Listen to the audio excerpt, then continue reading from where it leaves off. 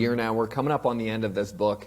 We're going at somewhat of a quicker pace. I'm trying to hit these bigger scenes that are happening. We're skipping over chapter 29. We're now back to the narrative of David. Last week we saw King Saul looking for hope against his fight with the Philistines and finding instead a very grave message that his death would be coming.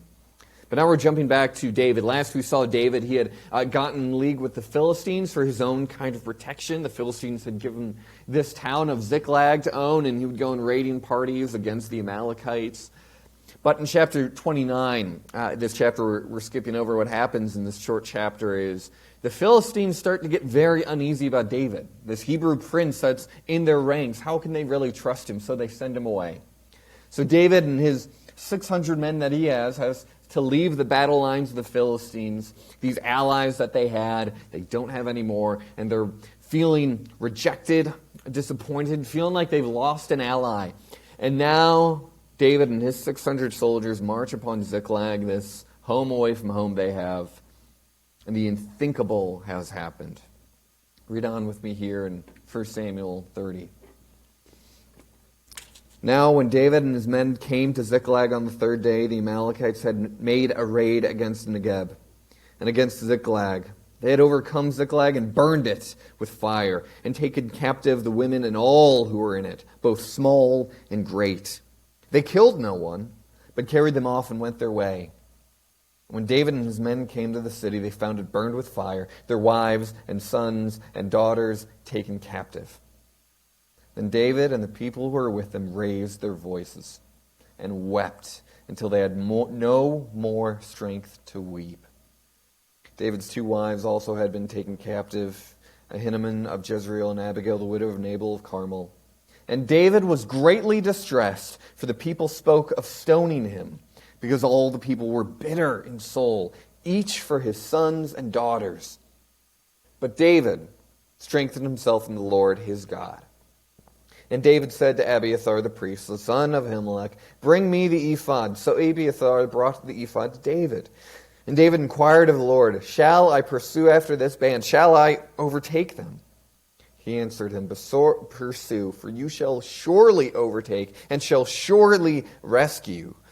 So David set out, and the 600 men who were with him, they came to the brook Bezor, where those who were left behind stayed. But David pursued, he and 400 men. 200 stayed behind, who were too exhausted to cross the brook Bezor. We'll jump down to verse 16 after they get help from a servant of the Amalekites to find them. Here in verse 16 it says, and when he had taken him down, behold, they were spread abroad over the land, eating and drinking and dancing because of the great spoil they had taken from the land of the Philistines, from the land of Judah. And David struck them down from twilight until the evening of the next day. Not a man of them escaped, except 400 young men who mounted camels and fled. David recovered all that the Amalekites had taken. David rescued his two wives. Nothing was missing, whether small or great, sons or daughters, spoil or anything that had been taken. David brought back all. David also captured all the flocks and herds, and the people drove the livestock before them, and said, this is David's spoil. Then David came to the 200 men who had been too exhausted to follow David, and who had been left at the brook Bezor. And they went out to meet David, and to meet the people who were with him. And when David came near to the people, he greeted them. Then all the wicked and worthless fellows among the men who had gone with David said, because they did not go with us, we will not give them any of the spoil that we have recovered, except that each man may lead with his wife and children, and depart. But David said, you shall not do so, my brothers, with what the Lord has given us. He has preserved us, given us into our hand the band that came against us. Who would listen to you in this matter?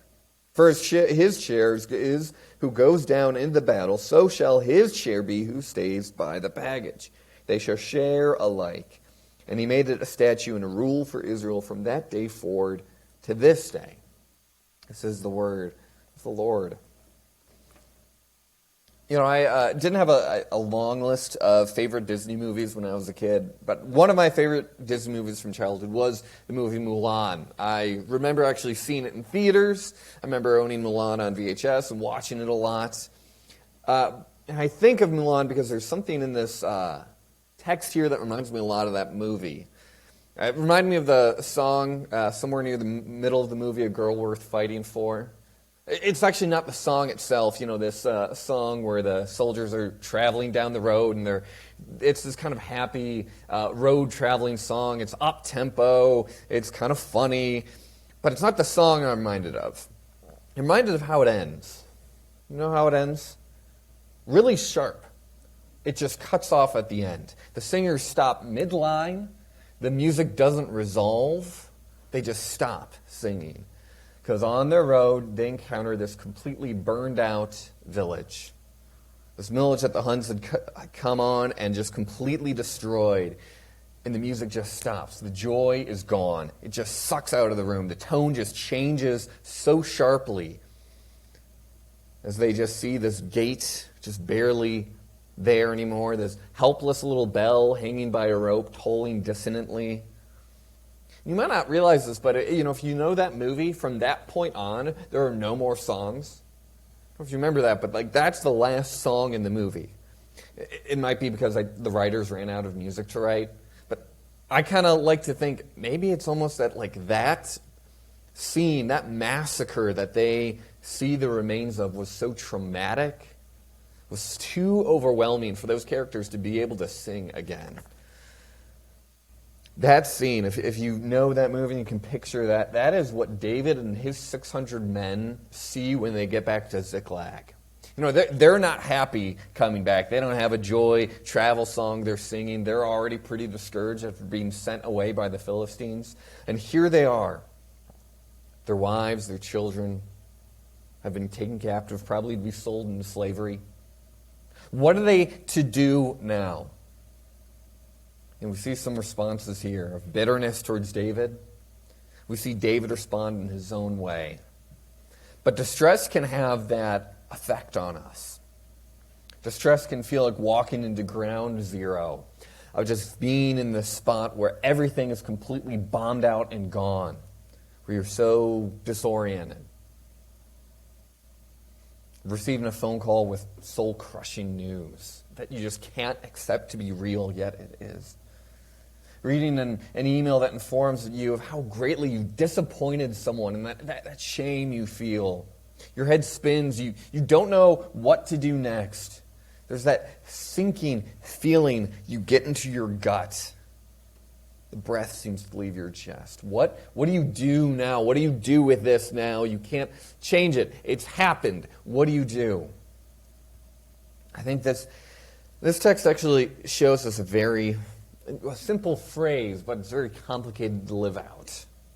It simply tells us that in the midst of distress, we must be strengthened by the generous grace of God. That's the message today. It's just that. In the midst of distress, be strengthened by the generous grace of God. Now, as I said, pretty maybe easy to remember, but let's take that bit by bit, what that means for us, because it's actually not as easy as it looks to live that out. Let's look at what this distress, continue to think about this burned out village that these men are walking into. They're trying to process what has happened. You can imagine many of them thinking, if only I were here, if only we hadn't left, if only we weren't with the Philistines, we could have defended this place. This wouldn't have happened. If only we weren't lining up with the Philistines because of David's statesmanship and political maneuvers, we wouldn't be in this situation.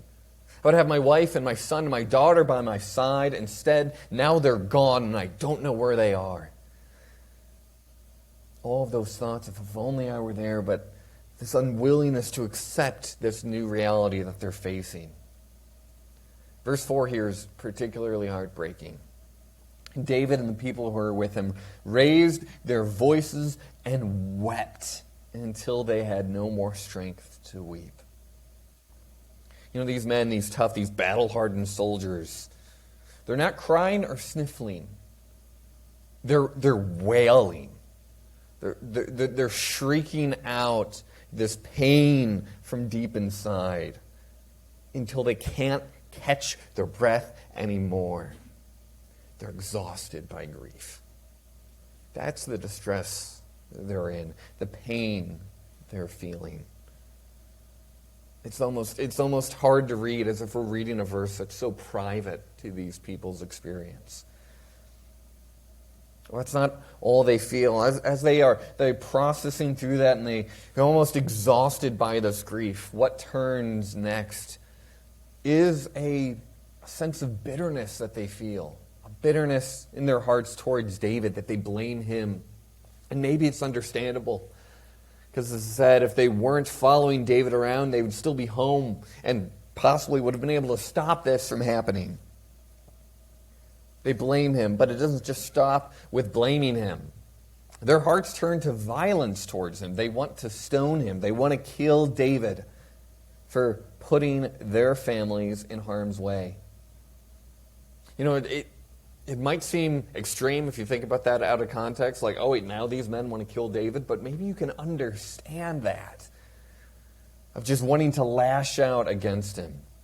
See, when we feel distress, when we feel exhausted by distress, our bitter hearts can be the first stone that gets thrown.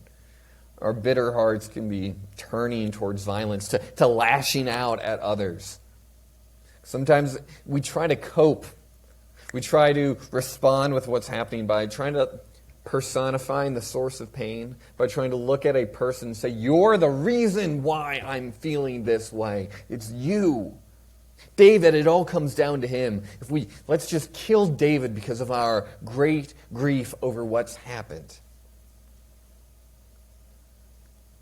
I know that's perhaps a emotionally understandable response that they're feeling, but will killing David bring their families back?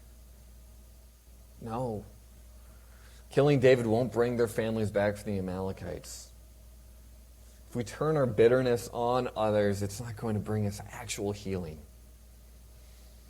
If we clutch stones in our hearts, clutch stones that we're ready to throw, we can squeeze that rock of bitterness and anger so hard till our hands get calloused and bruised. Maybe our hands start to bleed from how tightly we're holding that bitterness and anger, just ready to throw at that person who caused this pain. But is that going to bring you the strength to get you out of distress? Is that going to actually heal what's happening? Is that going to fix what's happening? It might feel a little bit better to get some power back for a moment, but it doesn't fix the pain that's there.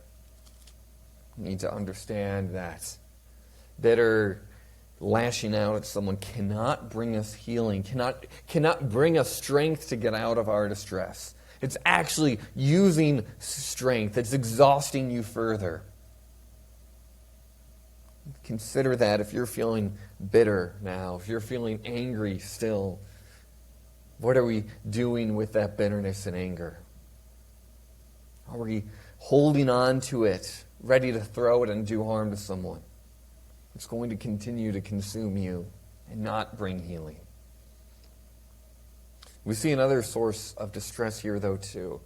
Not just from the men who are angry at David, but think now about how David is feeling here. As these men, his men that have fought for him, are now turning against him, ready to kill him. He's overwhelmed. His heart's probably beating at an alarming pace.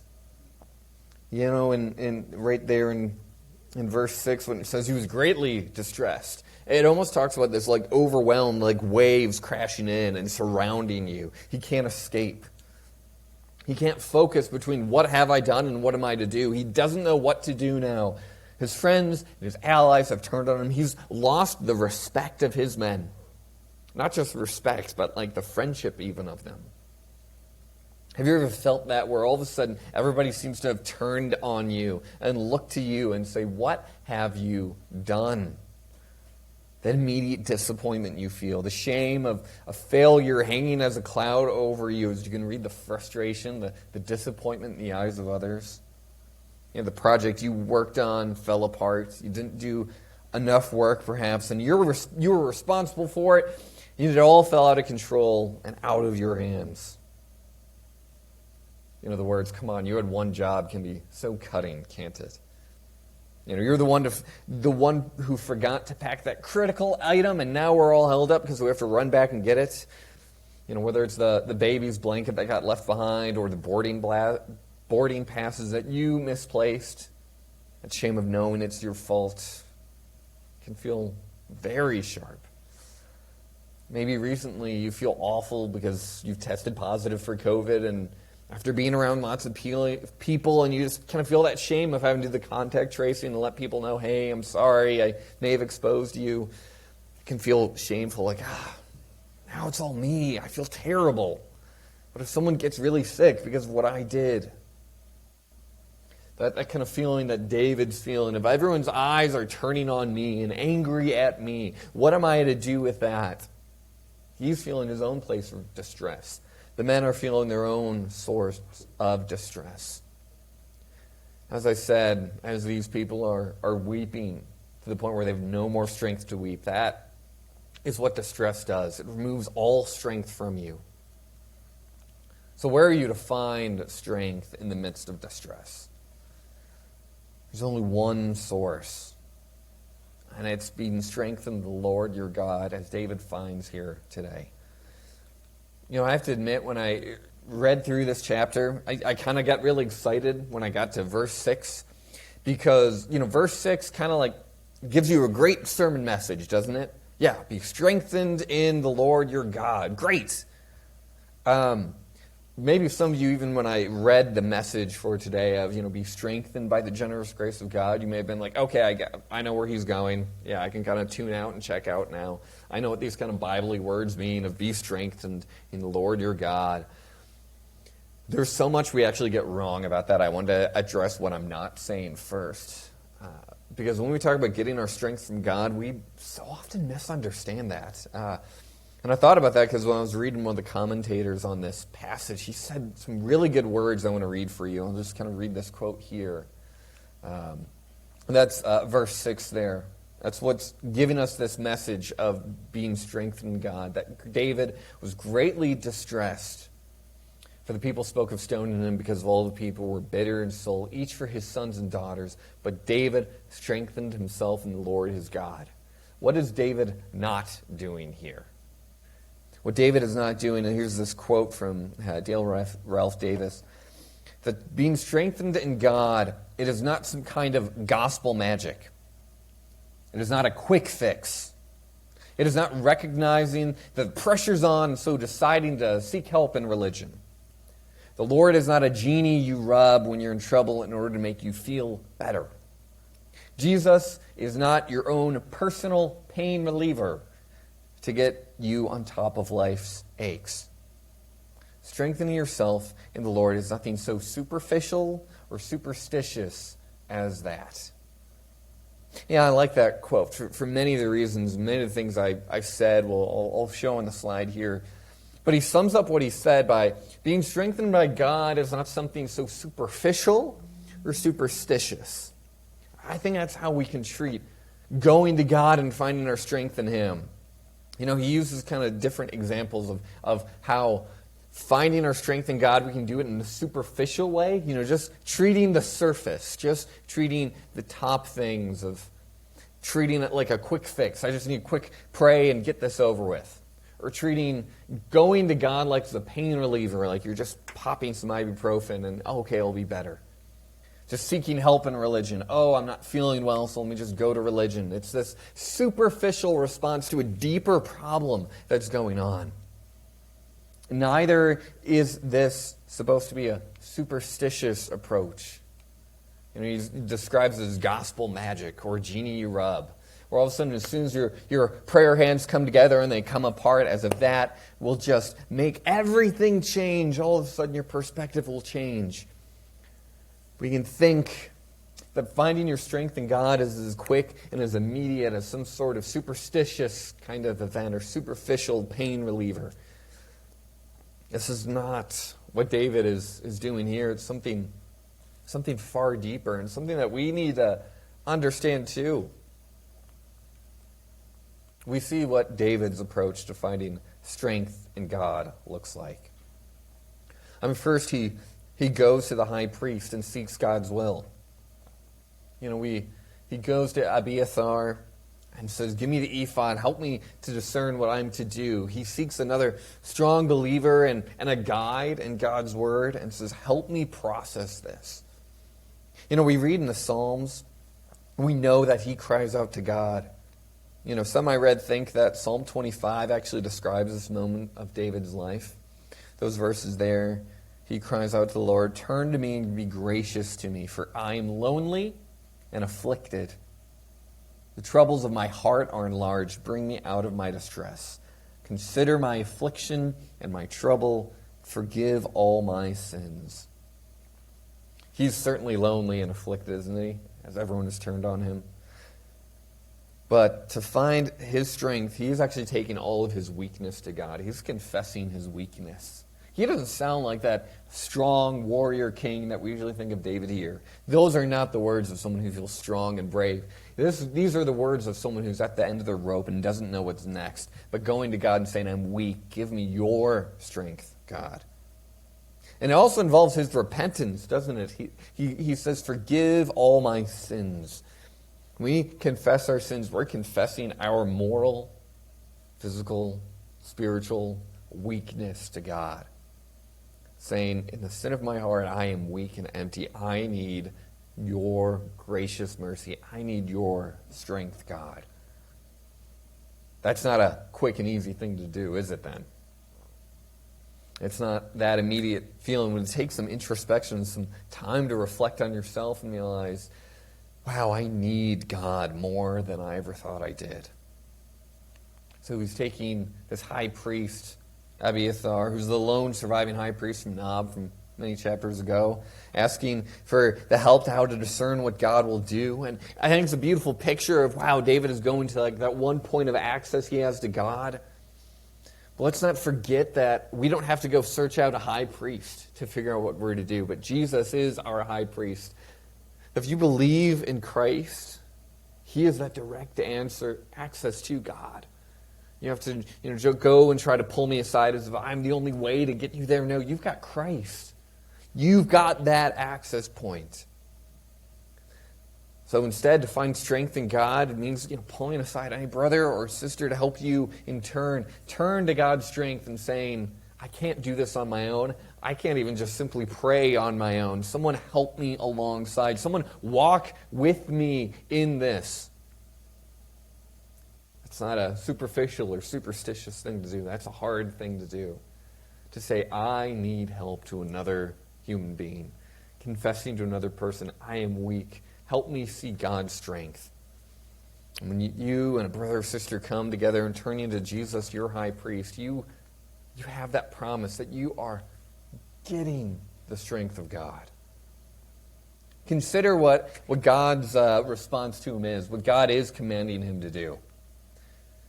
In no uncertain terms, he's told, go chase after him. And David listens. You stop for a moment and look what God is saying to him here. It's right there in verse 8 at the end. He answered him, pursue, for you shall surely overtake and shall surely rescue. Those are like emphatic statements of, no, you've got this. It's done. You will find victory. How does he believe that after looking around in the rubble and ash of the city he's in? How does he believe that? You might think, well, if God told me to go into my boss and ask for a raise, I'll do it. If God came down right here and told me, you can do it, I'd do it. Would you, though? Would you actually be that bold? Walk in with the confidence that God told you? I ask you that because there's a lot of things that God tells us to do that are much simple and easier that we struggle to do. That to really go with the boldness that God commands us is actually really hard for me quite often. Instead, I might doubt or kind of take the easier way out. It's even harder, though, to believe confidently and boldly in God's promises when you've just faced a colossal disappointment, when you've already heard no so many times, and yet to keep working. When you hear the blame thrown at you and you start believing what others are saying about you, rather than the promises God is saying to you, how would you have boldness and confidence then? To actually find strength in God means we do have to start believing what he says. It sounds pretty basic, but you actually have to believe what he's saying. And not just see it as we tend to, this, happy religion words that are nice cross-stitched onto a pillow or put in a frame or on a post online. No, it actually means something true about how you need to live. That's hard. Listen to God where he is saying strength comes from him alone. Listen to him where strength comes from, rather than believing what others are saying about you and your weakness. We would do a lot better if we thought a lot more about God's strength than our own weakness. Now, sometimes we think only about our weakness and ignore God's strength in our lives. And even worse, often we think only about our strength and not enough about our weakness. But the life of a Christian is a realistic view of one's own weakness and believing that God's strength is greater. That's what it means to actually believe. That's the kind of attitude we need of boldness and confidence in what God has said and what God's strength actually means. That's much harder than a quick fix, though. That involves working together. It means praying with and for one another, reminding each other because we are quick to forget. See, after meeting a deserted servant to the Amalekites, those verses we jumped over there, David finds the Amalekite camp. He's got 400 men with him because 200 of the men are just too exhausted to keep going. But look at verses 17 through 20. If you look at those really quick, who's the subject of all those sentences of 17 through 20? Who are they talking about? David this, David that, David. At the end, the people are saying, yep, all this is David's spoil, because David led us. He said to us, no, we have strength in the Lord. We're going to get what ours is back. David is getting credit here because that's the effect of being strengthened in the Lord. But we see that David views this completely differently. The people say, this is the spoil of God, but instead, David sees that his strength comes by the generous grace of God. And that changes what he does with what he's won today. It tells us what it means to share and live with grace with one another. That's what this last part of the passage is telling us, of verses 21 through 25. Because even though all the men see it as David's spoil, he doesn't see it that way at all. David isn't here to be a gatekeeper of who can enjoy the victory and salvation of what was lost. We see here the bitterness that we were talking about before, the bitterness of these men, return again. Not at David this time. But if you look at verse 10, there are 200 men who stayed behind. Well, these 200 men who are too exhausted to go fight, too drained, too worn out. Well, David invites these 200 men back. And they want some of the spoil and the plunder that the 400 men have won, right? David comes up and greets the weary and exhausted men who stayed, but verse 22 tells us, then all the wicked and worthless fellows among the men who had gone with David said, because they did not go out with us, we will not give them any of the spoil that we have recovered, except that each man may lead away his wife and children and depart. So, okay, you can get your families back, but all these possessions that were taken from your homes, taken from your possessions, well, they're mine now because I went and fought. You stayed behind because you were too tired to go fight. I ask you, what do you all think? What do you think should happen? It's like this kind of teacher inside of me wants to split you up into like two different sides. One side give an argument for should the exhausted soldiers get nothing of the spoil, and the other side argue, okay, yes, they should get some of the spoil. But okay, if the exhausted soldiers should get some of the spoil, then I'm going to ask, how much, right? Should it be like a fraction of what the guys who actually fought and risked their lives got? What do you think? Should they get equal? That's a harder case to argue, isn't it? Because they didn't fight in this. Well, we already read the verses earlier, so I guess you can tell where this is going. David just dismisses these men outright, doesn't he? He just says, no. The person writing this even calls them worthless and wicked men. You can see what we're to think of these people. David essentially says, who cares what you think? Who will listen to you in this matter? He just completely ignores them. You've got no say here. Why does he say that? As he distributes the bounty equally to all. Like I said, that is a hard case to argue, because these 200 men did not fight, and yet they're getting the same share of the spoil and the bounty that the 400 men who risked their lives did. Why do they get it all equally? Well, because it's David's spoil, right? He gets to do what he wants with it? No. It's not how David sees it. David says, this is what the Lord has given us. So none of us deserve it. This is God's generous grace to give into our hands, to enjoy, to be rewarded. David sees exactly what happened. David leaned fully on the strength of the Lord, and the Lord gave this into his hand. You see, God's strength is not like a power-up that makes you stronger. God's strength is a complete miracle of grace and mercy. That's why David distributes this, all as a sign that this all happened as a result of the grace of God. I mean, think about this. These people who worked, who risked their lives, and those who stayed back because they were exhausted. Because this can often happen in our life in the church. And when we might receive God's call to go and serve in His name, and some might be ready to go, some are just exhausted and weary. And we can be quick to see those who are weary and resting as people who are doing and have done nothing. Understand that God does command us to look for rest, for stillness in life. As this Sabbath day, we have an opportunity to rest and to be still. But in the same way, we must not begrudge one another when they need rest. We are not made to be doers until we drop dead. David sees this plainly.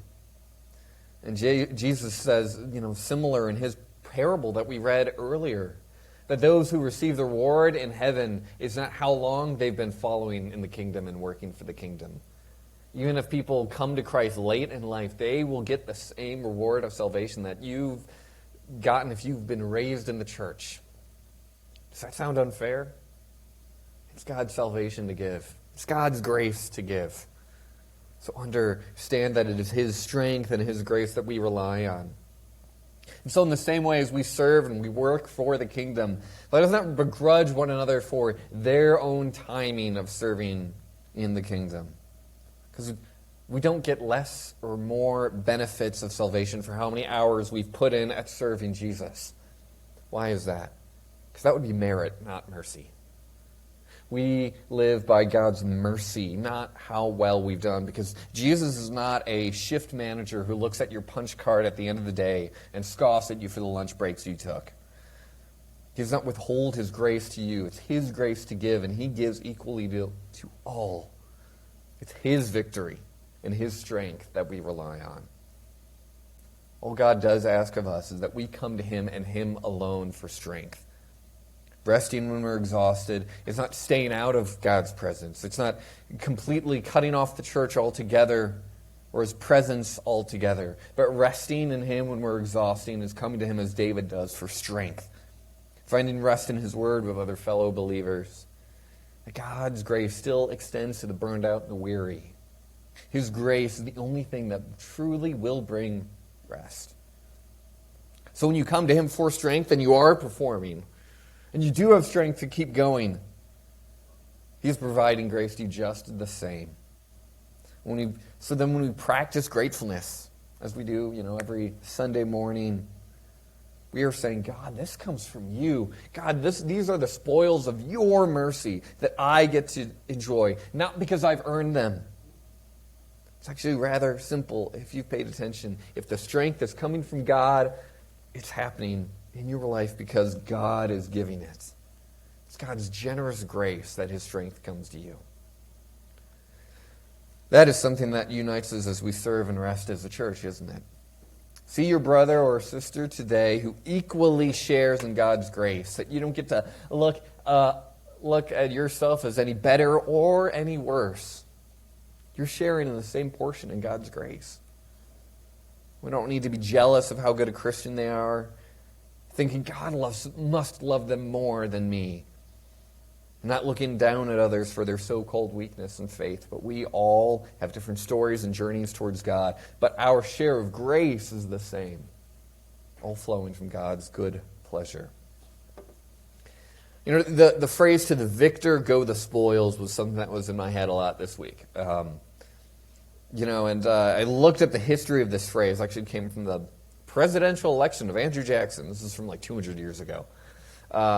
But it's actually not like a favorable part of politics where Jackson won the election and he wanted to just give jobs in the government to who he wanted to.